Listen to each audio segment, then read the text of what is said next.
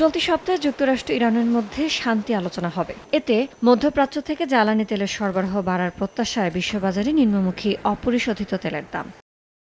মঙ্গলবার ব্রেন্ট ক্রুডের দাম 0.45% কমে ব্যারেল প্রতি নেমেছে $95। তবে সপ্তাহ ব্যবধানে বেড়েছে 0.21%। একইভাবে মার্কিন ওয়েস্ট টেক্সাস ইন্টারমিডিয়েট ক্রুডের দাম 0.89% কমে ব্যারেল প্রতি নেমেছে $86.65। সপ্তাহ ব্যবধানে দাম কমেছে 5.13%। একই কারণে কমেছে গ্যাসোলিনের দামও। 0.45% কমে গ্যালন প্রতি নেমেছে $3.10। তবে সপ্তাহ ব্যবধানে বেড়েছে 2%।